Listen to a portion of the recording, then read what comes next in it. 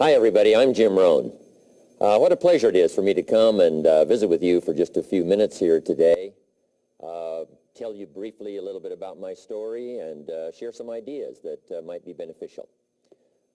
I've lectured in some high school classrooms in California and Arizona and some universities and colleges, Pepperdine University, San Diego State, Arizona State University. And so I've had a chance to talk to kids that are interested in themselves and interested in their future, interested in America, interested in what they can do with their lives, and listening to stories that might be beneficial. And I don't have a chance to, visit all of the schools and universities around the world. So this is a great chance for me by video to have a chance to tell you my story. Just briefly, let me tell you my story. I grew up in Idaho, farm country. My father still lives on the old homestead where I grew up, southwestern Idaho. He'll be 91 his next birthday, and I'm very proud of him. I went to high school. I graduated. I went to college 1 year. Halfway through my second year, I decided I was smart enough, so I quit. One of my major mistakes. I should have stayed in school. But I thought, heck, I'm smart enough to get a job. And back then I thought, that was it. If you're smart enough to get a job, what else would you need? Found out later, a big mistake. But anyway, I quit school at age 19, went to work. A little while later, persuaded a beautiful young lady to marry me with a lot of fancy promises. And fortunately for me, we got married. A little while later, I started my family. And I'm out there working hard, doing the best I thought I could. But year by year, I kept falling a little further behind, buying a little more than I could conveniently pay for on time. And the creditors are finally starting to call saying, hey, you told us the check was in the mail. I'm not feeling at all good about that. About age 25, I've got pennies in my pocket. I've got nothing in the bank, and way behind on my big mouth promises to my family, and wondering what could I do to make my life better. I was willing to work hard. That was not my problem. But I just wasn't making the progress I wanted to make. And then good fortune came my way. Sometimes it's difficult to describe good fortune, why something remarkable happens to you at a particular time. One of my friends says, well, hey, things don't just happen. Things happen just. And maybe that's it, I don't know. But my good fortune was I had a chance to meet a very wealthy man. His name was Mr. Schoaf, Mr. Earl Schoaf. A friend of mine had gone to work for him, and he started telling me about this man. He said, you got to meet this man. He's rich, but he's easy to talk to, and he's got a remarkable philosophy of life. And he kept going on, and I thought, well, I've got to meet this man. So shortly after that, I had a chance to meet this Mr. Schoaf, and I was impressed. He was rich. He was easy to talk to. Within a few minutes, I was dazzled. And I said to myself, I would give anything if I could be like that, rich and easy to talk to. What would it take? And then I thought, if I could just get around somebody like him, and if he would teach me and coach me, I would do it all. And that was my good fortune. A few months later, this wealthy man, Mr. Schoaf, hired me and gave me a job, and I went to work for him, and I spent the next 5 years in his employ. And then, unfortunately, at age 49, he died. But I got to spend 5 years with this remarkable man, his last 5 years of his life, and the first 5 years of my new life. And my dream came true during that 5-year period. This man took the time to teach me and coach me. He taught me the books to read. He taught me the disciplines, and he taught me the skills. And he taught me the changes to make in my language and personality. And the things he shared with me during that 5 years changed my whole life, changed my income, changed my bank account, changed my future. I've never been the same. By the time I was 31 years old, I was a millionaire. So he taught me economics as well. So how lucky can you get to meet the right person at the right time who takes the time to share with you ideas that can change your life? A lot of rich people, right, don't take the time, but he did, and he also had the ability. Some people want to share their experiences, but they don't quite know how to say it, but he had it all, and he used language that I could understand, and those ideas greatly affected my life. I wish he was still alive today. If he was, I'd be calling him today one more time, thanking him for the time he spent with me sharing his life and his experiences that so dramatically affected my life. Then, how I really came to be invited to speak to you today. 30-plus years ago, I was living in Beverly Hills, California. And a friend of mine one day said, "Jim, you've got to come and tell your story to my service club." He belonged to the Rotary Club. And he said, "I know your story. Idaho farm boy makes it to Beverly Hills." But he said, "I know my club members would love to hear your story. Would you come and at our breakfast meeting and tell your story?" And I said, "Okay." So I arranged a little talk, went and shared my story that morning, and guess what? They liked it. And my phone rang. Another club called and said, "Would you come and tell us that story?" My phone rings. Another club calls, said, "We've heard about your story. We have a luncheon meeting. Would you come share your story?" First thing I know, I'm spending a little piece of my time giving these breakfast talks and luncheon talks. And then one day, a man who heard my talk about 3 times said, "Would you come and talk to my management and salespeople?" He said, "I've got this little company going, and he said, if you would spend some time talking with my management and salespeople, I'd be happy to pay you." And I thought, wow, wouldn't that be something? Tell my story and my experiences and get paid? He said, "I'd be happy to." Little did I know, that was the beginning of a whole new, brand new adventure for me in sharing my story in speeches and talks and seminars and lectures. And now this business, it's become one of my most flourishing enterprises, takes me around the world. I went to many countries just this year, had my largest audience early this year in Spain, 12,000 people, 10 different languages being translated at the same time, the whole audience with the earphones on. It's interesting when you lecture with multi-languages. You know, when you hit the punchline, you know, the Spanish laugh first, and then the French get it, and then finally the Italians get it, and last the Germans finally get it. And then I say, "Hey, the Germans finally got it. I guess we can continue." You know, some languages take longer to translate than other languages. But what an exciting adventure for me. I was in Israel this year. I lectured in France, my first trip to Prague, Czechoslovakia, Lisbon, Portugal. Last year I was in London lecturing. Happened to be there the same night Pavarotti was singing in London. So, a big dilemma for the people in London. Shall we go see Jim Rohn or shall we go listen to Pavarotti? Well, I must admit he had more people than I did, like 150,000 more. He did a free concert in Hyde Park, and they expected 250,000, but only 150,000 showed up because it rained. And they all got soaked from Prince Charles on down, but they sat in the rain and listened to Pavarotti.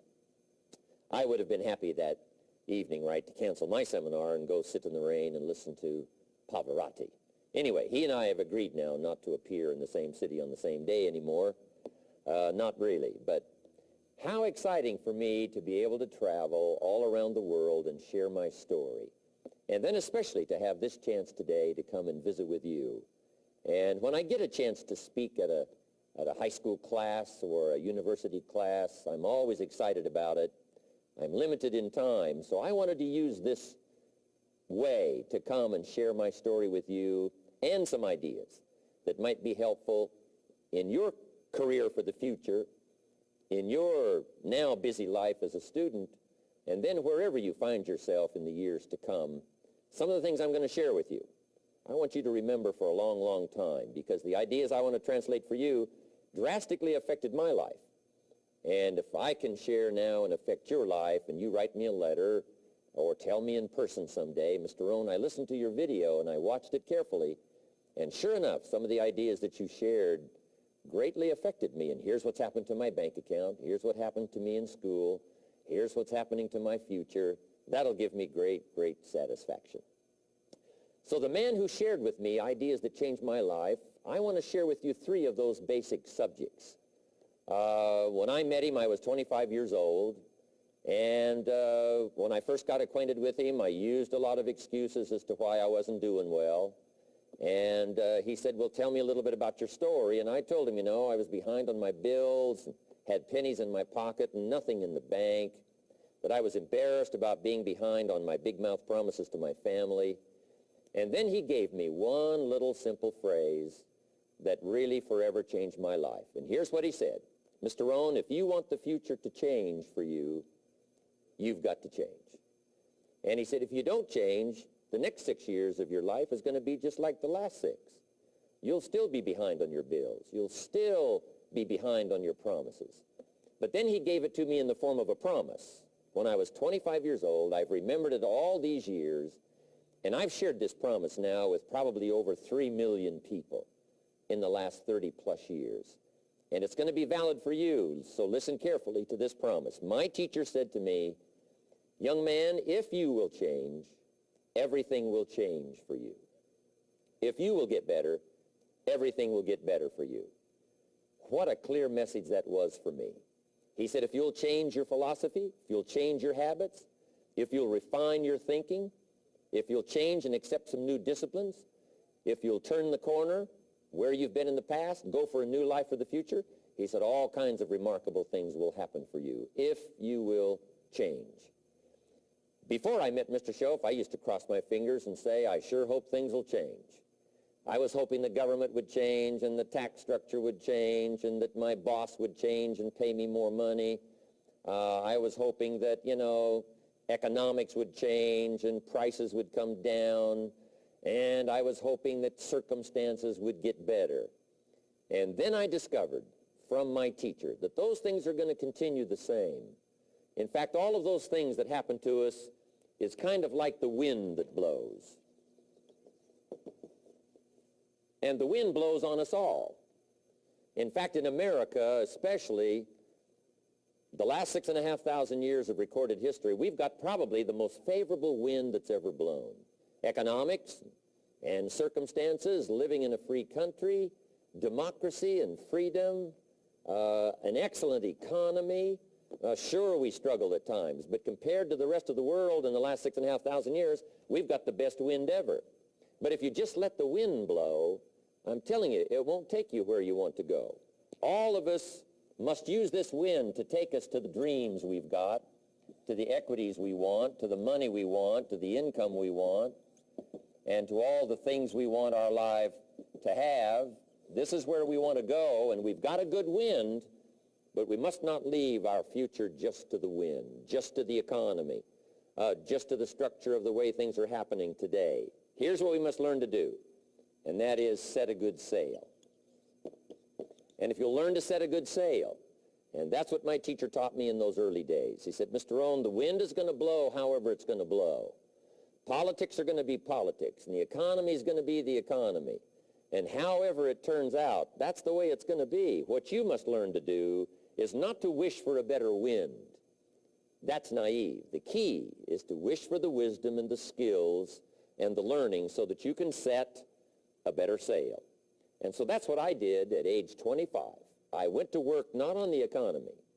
I went to work not on the community. I didn't go to work to try to change the government. I didn't go to work to try to change my boss or the company. I didn't go to work to try to change circumstances. I went to work to try to change myself. And I picked up that promise my teacher shared with me, that if I would change, my income would change. If I would change, my bank account would change. If I would change, my future would change. And sure enough, his promise came true for me. The first 6 years of my economic life, I wound up broke. Those pennies in my pocket, nothing in the bank, behind on my promises. The second 6 years of my economic life, I wound up rich. But interestingly enough, the second 6 years of my economic life, the government was about the same and the economy was about the same.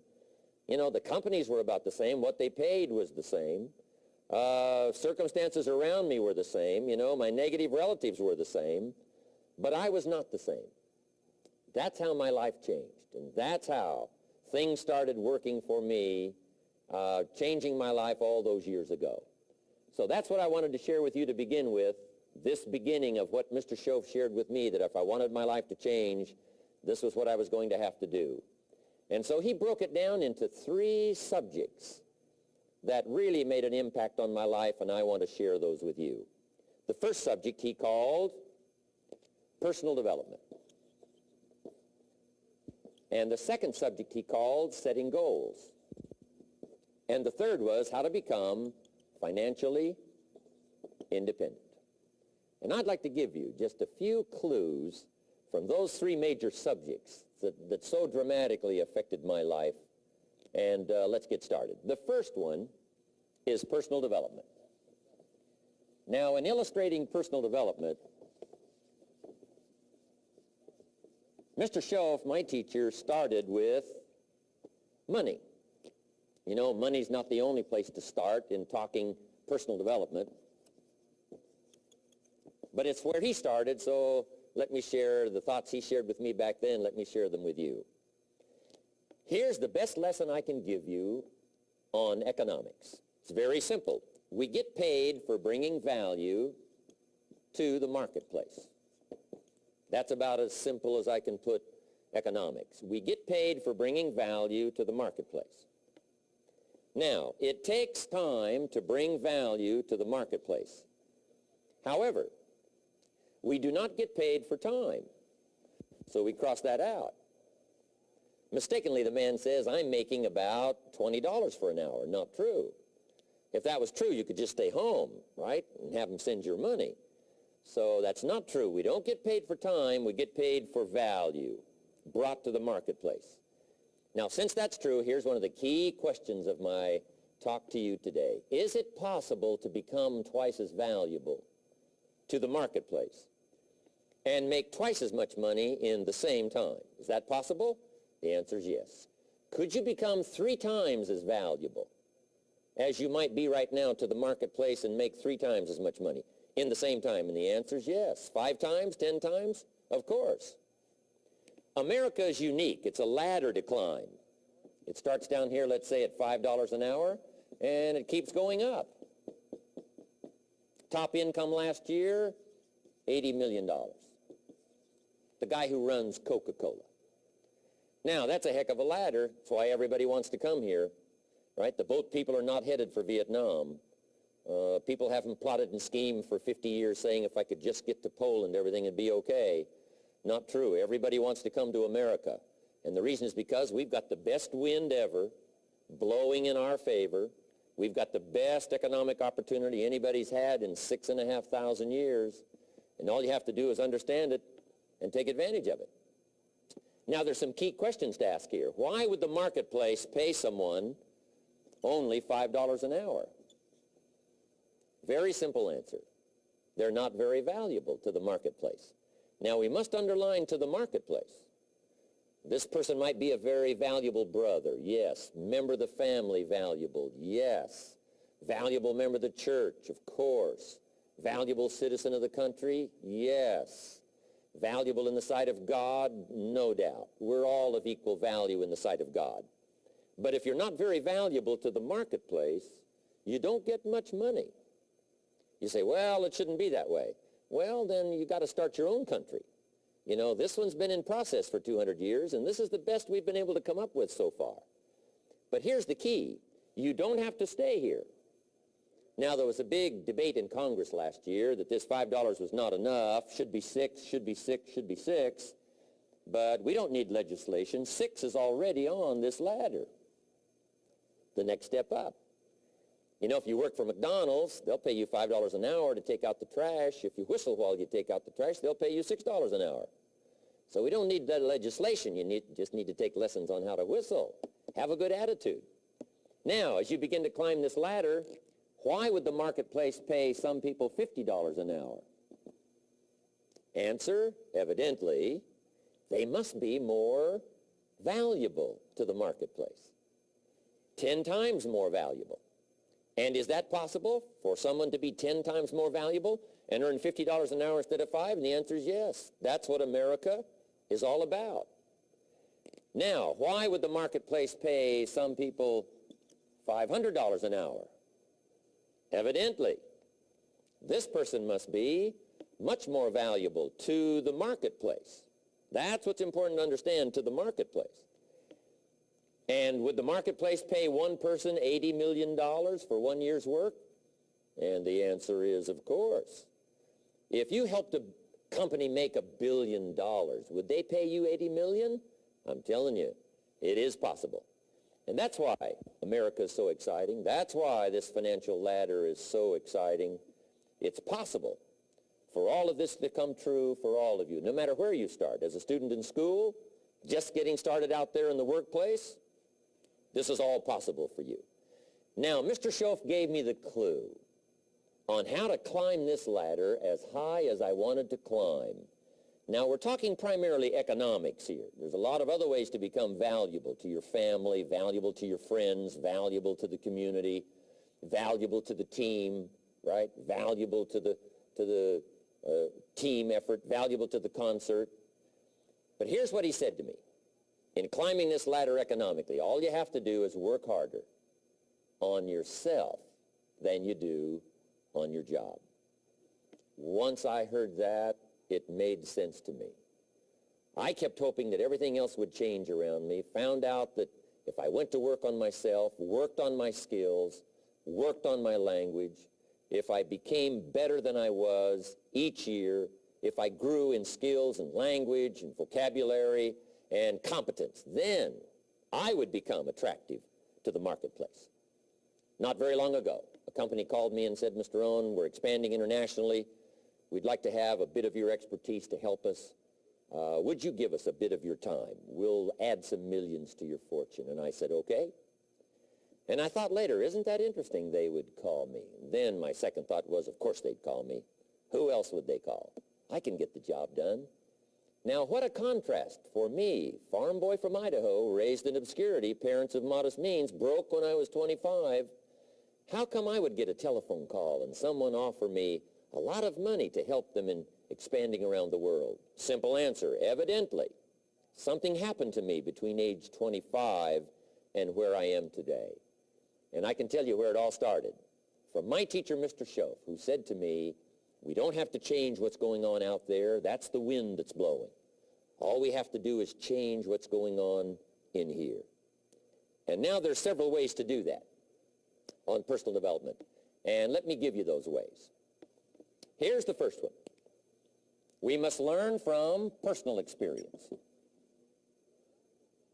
Pretty simple. Learn from what happens to you. Take a look back over the last few months. Did you make some mistakes? How could you correct those for the future?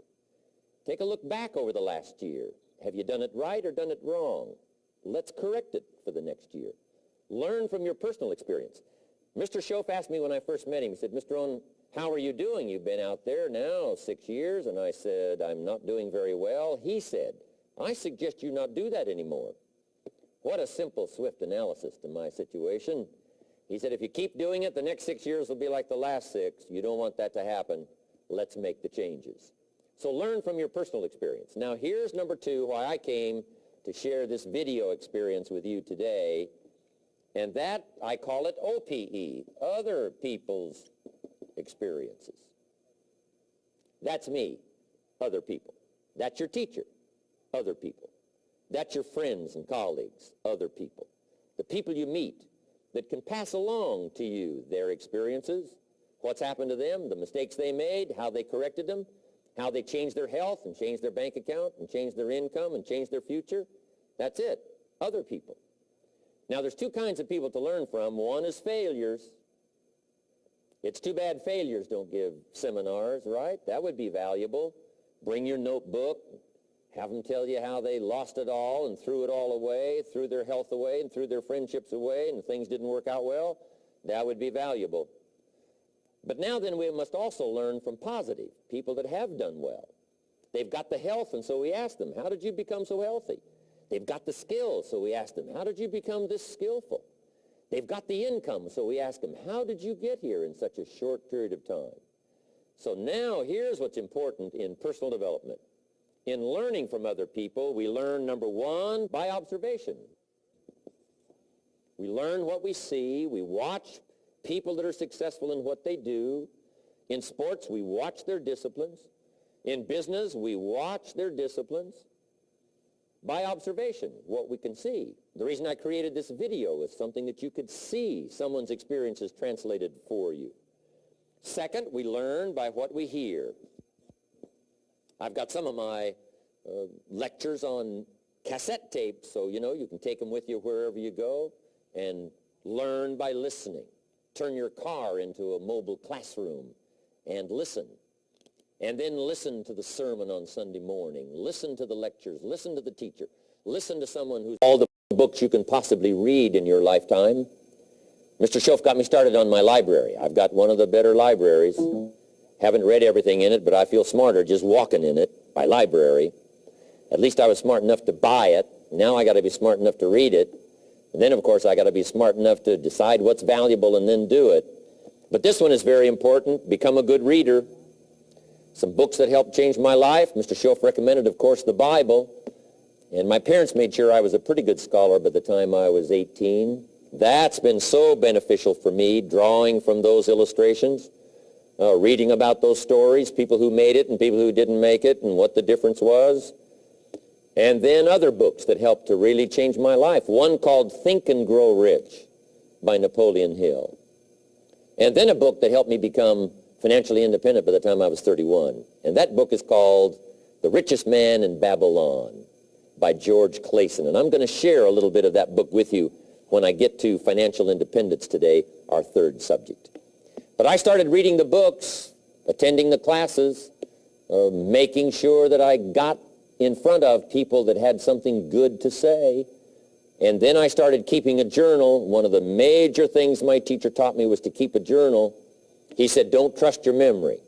If you hear something good, just make a little note and write it down. Now, at first I took, notes on pieces of paper and torn off corners and backs of old envelopes. And it didn't serve me well, thrown in a drawer. Then I learned to keep a journal, a bound copy of all my notes.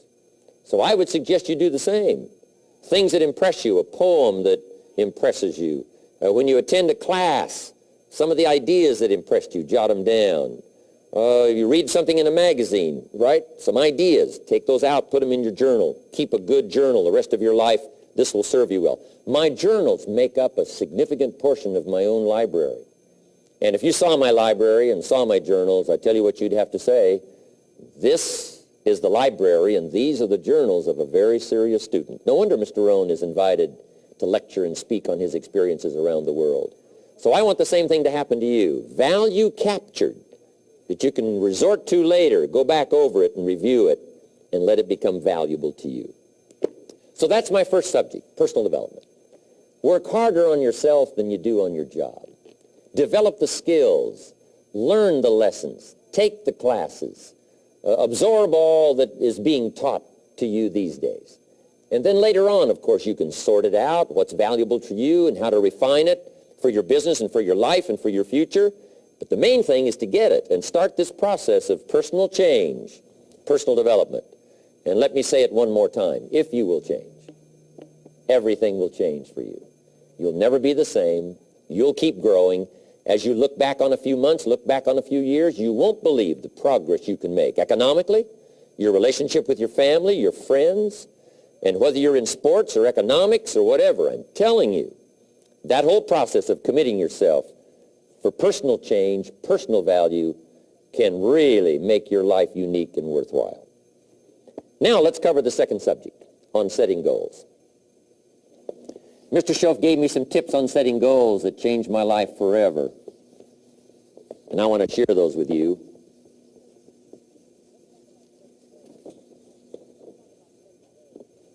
So let's talk about setting goals, and I also want to tie it to personal development, and you'll see how I'm going to do it as I progress here. Setting goals. We need to take a look into the future. There are four things to consider in terms of attitude. One is how you feel about the past. Best advice I can give you on that is treat the past as a school. Let it teach you the mistakes you've made, the things that went wrong, the things that didn't work. Don't use the past as a burden to carry, and don't use the past as a club to beat yourself to death.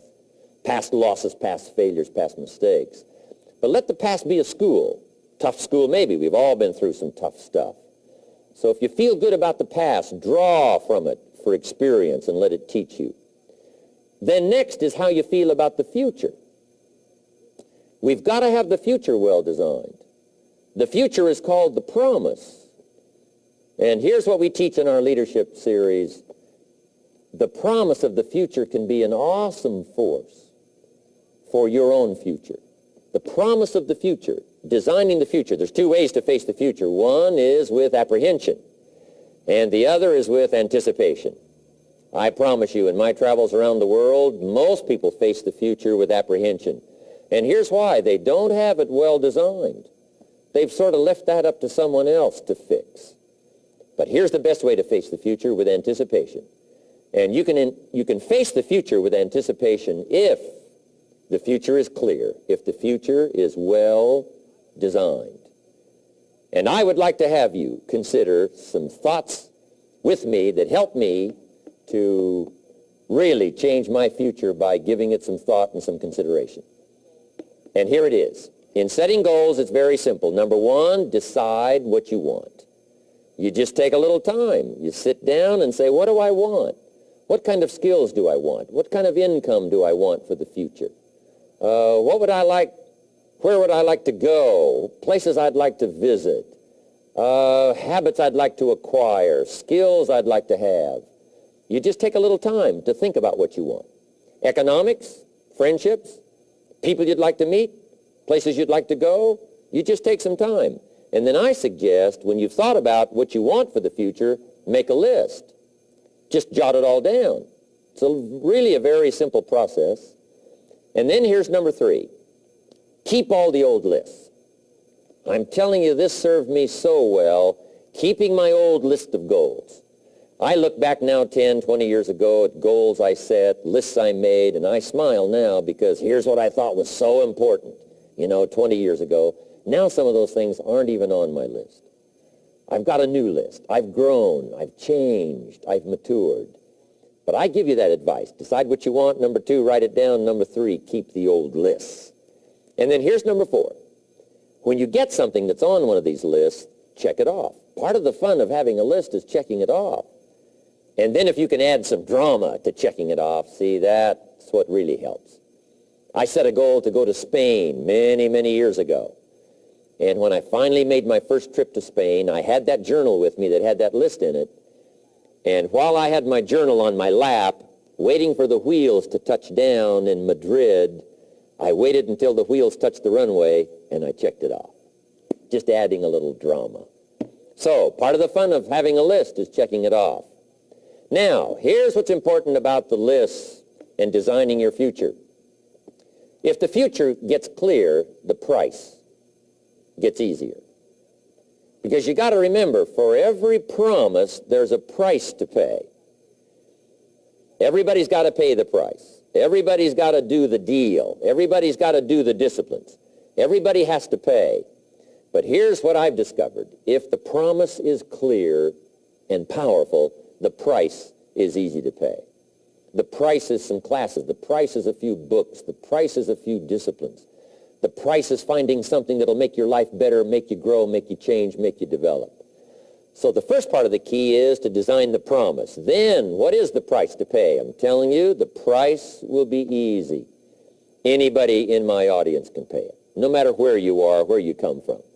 Color doesn't matter, religion doesn't matter, where you grew up doesn't matter, circumstances don't matter. I'm telling you, if you'll make the promise of the future clear for yourself, the things you want, the places you want to go, the things you want to have, the person you want to become, the skills you want, the homes you want, the future you want, the friends you want, all of the values of life that you could possibly want.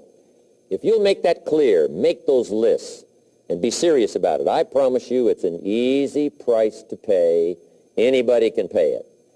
And the best advice I can give you is, if I can do it, you can do it.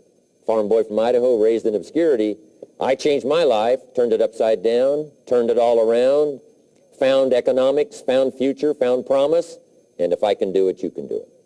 So, start setting your goals and see if you can't get a better excitement going for the things you want to accomplish for the future. Now here's my third subject, and that's called financial independence. Oh, by the way, before I get to financial independence, let me cover one more point. One of the major reasons for setting goals is for what they make of you in achieving them. My teacher advised me when I first got started at age 25, he said, Jim, why don't you set a goal to become a millionaire? He said, it's got a nice ring to it, you know, enough zeros to impress your accountant. And he said, I'm here to help you. You're only 25 years old. You've been to 1 year of college. You've got a beautiful family, every reason to do it. Why don't you set a goal to become a millionaire? And he said, here's why. And I thought, he doesn't need to teach me why. Wouldn't it be nice to have $1 million? He said, no, then you'll miss it. He said, here's why. For what it will make of you to achieve it. I'm telling you, that statement changed my life. Set the kind of goals that will make something of you to achieve them. He said, now, once you become a millionaire, what's important is not the money. I thought, that's kind of strange teaching. He said, honest, it isn't important. He said, you could just give the money away. Now, I did better than that. I lost it all. By the time I was 31, I was a millionaire. By the time I was 33, I was broke. And I'll tell you a little bit about that story later. But when I lost all my money, guess what? I found out Mr. Schoaf was right. What was valuable was not the money. What was valuable was what I became to earn the money. The skills I had, the knowledge I had about the marketplace, the values that I had going for me. They were more valuable than the money. And here's an important statement to remember.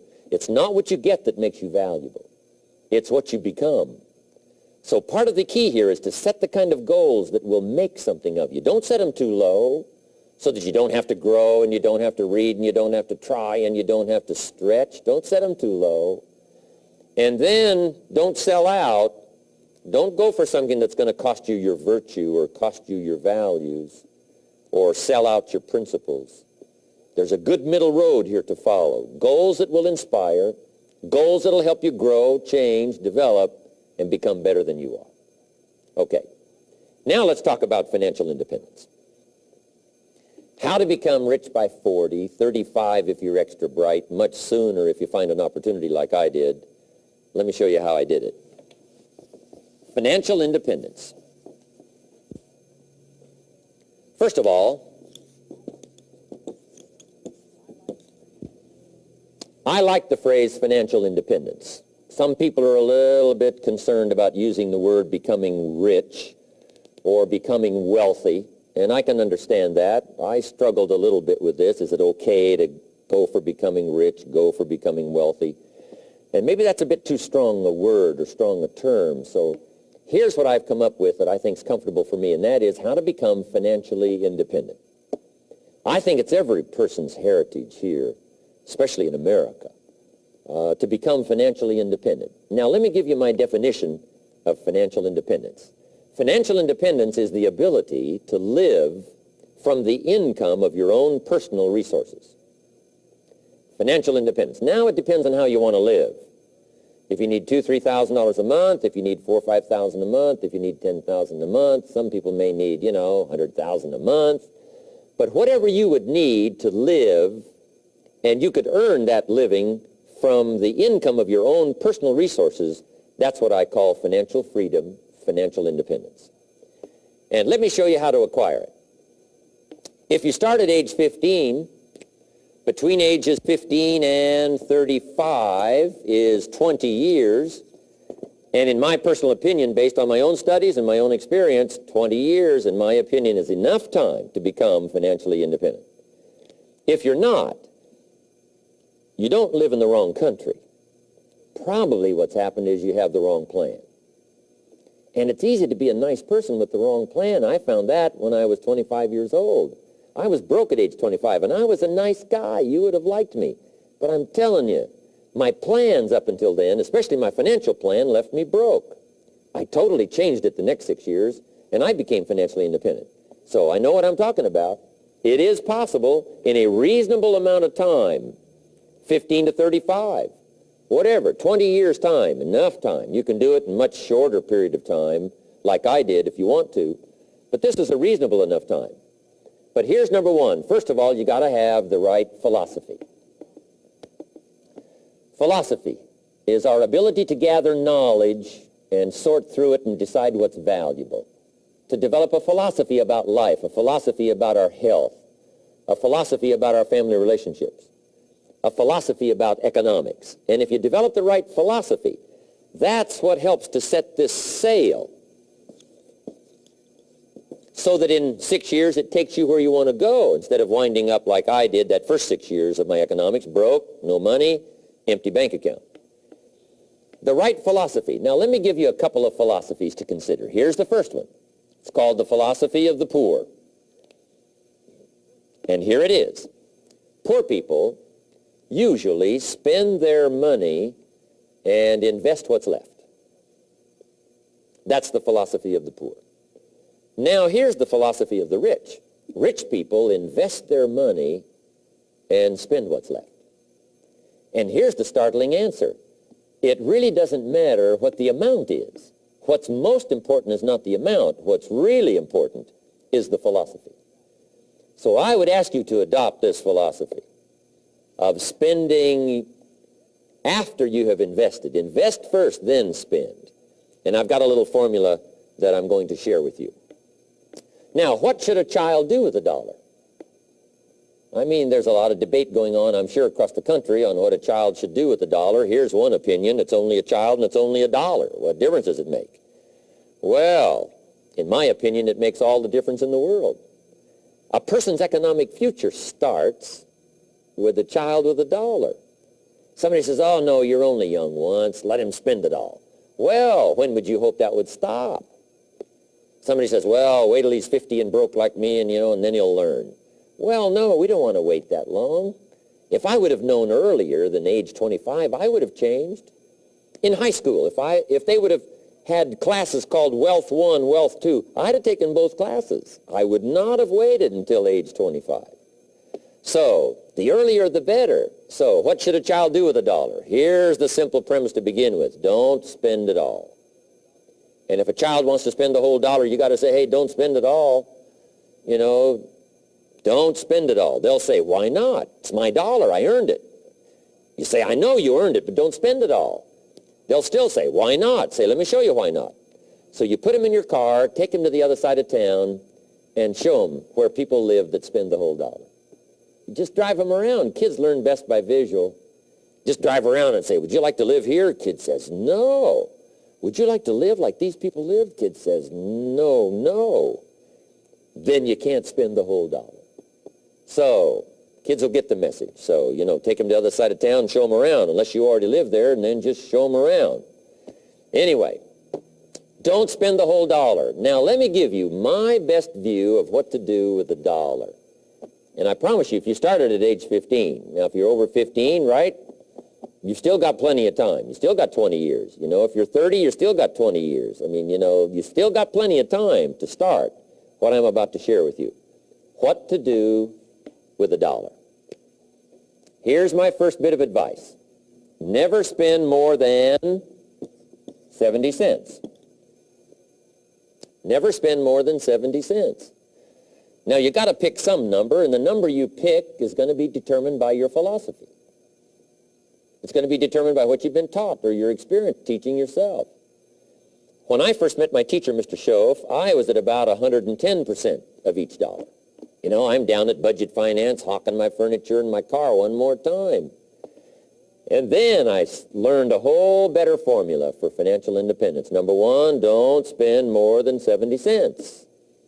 Now, kids say to me, well, okay, what do I do with the other 30 cents? And here's what I teach them. 10 cents for charity. Charity or church, or helping people that can't help themselves. 10 cents to support worthy projects. Projects that you feel good about. 10 cents out of every $1. It's called being generous with part of what you've taken out of society.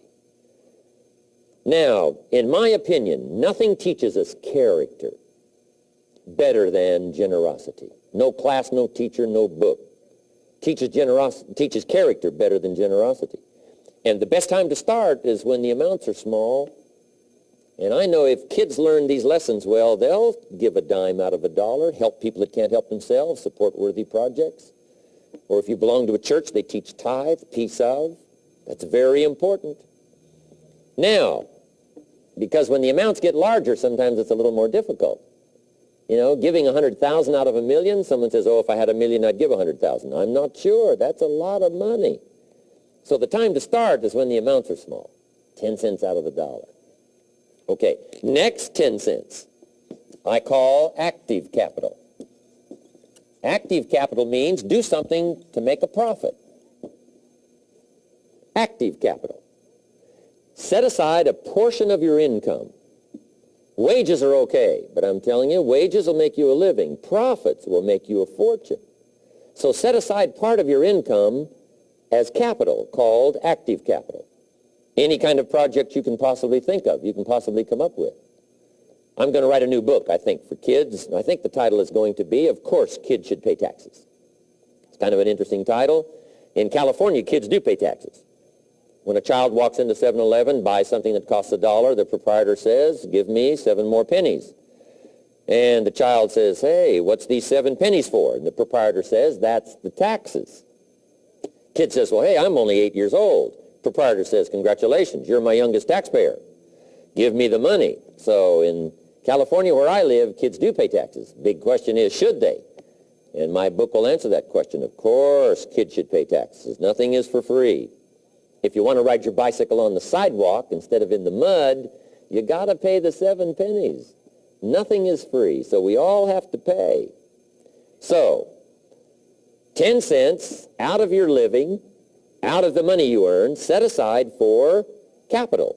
Capital to try your best to show a profit. And in my book, it's going to be all kinds of ways kids can make money, right? 2 bicycles, one to ride and one to rent. I mean, you know, it doesn't take long to figure out some enterprise that'll start making a profit. Then you must jot this down if you're taking notes. Profits are better than wages.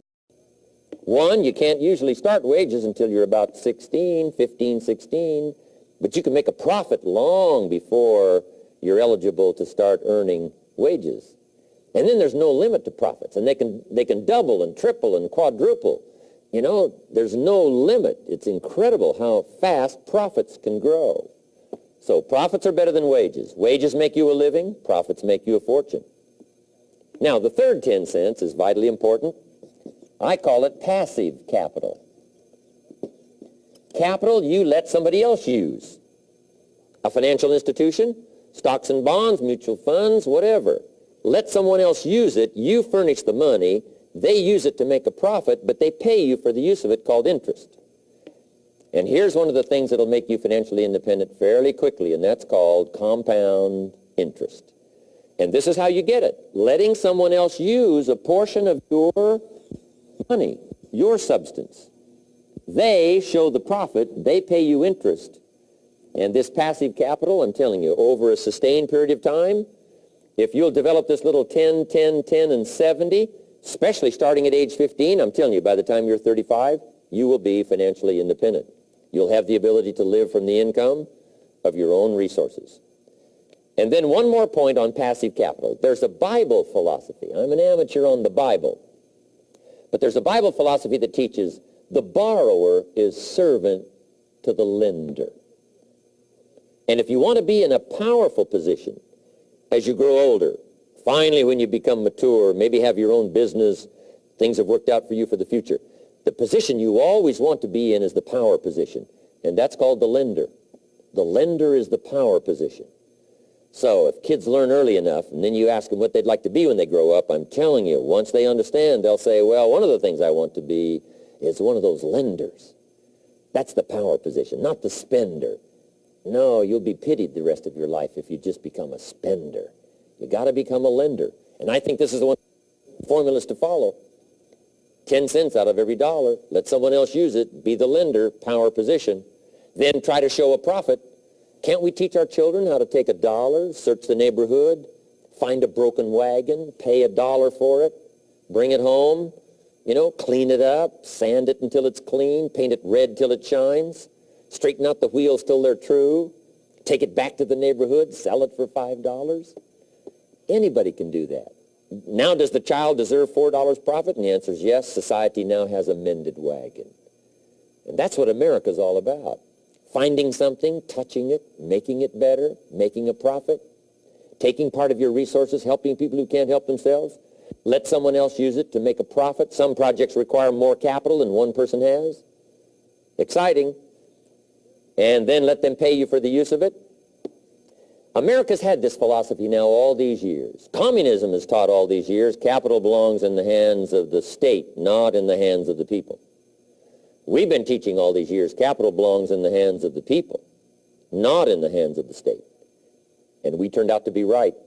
Capital in the hands of the kids, capital in the hands of the people. Enterprises that make a profit, enterprises that grow. It's the hope of our future. So that little simple formula, I hope, will help you. Now, one more key on financial independence, and that is attitude. Attitude. Here's number one. I used to say, I hate to pay my bills.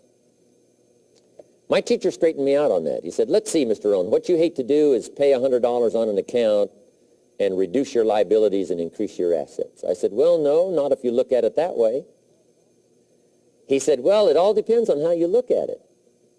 So wouldn't you love to pay your bills, reduce your liabilities, increase your assets? You got to have that kind of attitude. I found out the same attitude about taxes. I used to say, I hate to pay my taxes. And Mr. Shove said, well, that's one is how we care and feed the goose that lays the golden eggs. Wouldn't you want to do your share? Someone says, yes, but the goose eats too much. Probably true. But hey, we all eat too much. We all need to go on a diet. Better a fat goose than no goose. So I finally became a happy taxpayer. Now, I think taxes are too high, so I'm working to get taxes lowered for our economic future. But then whatever they turn out to be, I gladly pay and do my part, because that's what makes the whole system run, each of us doing our part. Now, I want these three subjects to be valuable for you. I want them to have meaning for you. I want you someday to be financially independent. I want you to have the personal development so that you feel good about yourself. If I had a chance to meet you someday, I'd like to have you show me the list of goals that you got started and say, Mr. Owen, here's some I've already checked off. Here's the books I'm reading. Here's what's happened. I'm developing the skills. I'm better this year than I was last year. I've got more self-confidence. My skills are developing. That's what I want for you, and that's why I took the time to come and share in this video message with you. I do seminars all around the world, but this is one way that I can reach out and touch you in case you can't come to my seminars wherever I am. Maybe this video will reach you somewhere, and it'll have an impact on your life. And what I'd like to do is later hear about it, a letter, phone call, or to have a chance to meet you in person. And now I'd like to leave you with these 4 questions called questions to ponder. These questions were valuable for me, and I want to make them valuable for you. Here's the first one, why? We all ask why we should work this hard, why take that many classes, why go to school that many years, you know, why take the notes, why read the books, why work that hard, why put yourself through the push-ups and the disciplines, why? Good question, why? Best answer to why, I think, is the second question. Why not? Why not see how many books you can read, how many classes you can take, how many skills you can develop? Why not see how valuable you can become to the marketplace and to your friends and to your family? Why not see what you can make of yourself? Why not see how far you can go, how much you can see, how much you can earn, how much you can share? Why not? That's the heritage all of us have, in America especially, is to see what we can make out of our lives now that we've been given this extraordinary opportunity. Now, my third question I'd love to ask you in person. But since I can't do it in person, I want to ask it of all of you. But I want you to take it personally. And my third question is, why not you? Why not you? With good self-esteem. Why not you starting to change and setting goals? Why not you starting to make progress toward financial independence? If I can do it, you can do it. I wished I had a lot more testimonials here today besides mine. A whole steady stream that would come by and tell you their story. Someone who started with nothing, finally run a big enterprise. A mother who was on welfare, now she owns her own business. In addition to my story, I wish I had a lot more. And if all of them told their story, guess how they would probably wind up their story? They'd probably say, just like me, why not you? If we can read, you can read. If we can change, you can change. If we can figure it out, you can figure it out. If we can turn it around, you can turn it around. There isn't anything you can't accomplish. That's what those testimonials would say. And so I want to say it to you personally. Why not you? You've got the brains. You've got the stamina. You've got the vitality. You've got the interest. You've got your life ahead of you. You've got the future. You can do it. If anybody can do it, you can do it. If one of us can do it, hey, we all can do it. And now here's my last question. Why not now? This is a good time as the 20th century starts to wind down, a few more years as we get ready for century 21. What a good time to set your goals, work on yourself, work on your skills. What a good time to get it together. What a good time to start this process. Personal development, growing, changing, developing, having a good plan for your money and for your life and for your future. Why not now? And I hope I have a chance to see you one of these days and share with you the experience, the reaction, the response you might have had from my message today. And until I get a chance to see you on this side of the world or the other side of the world, in some school or some seminar, or maybe I'll come and speak for a company.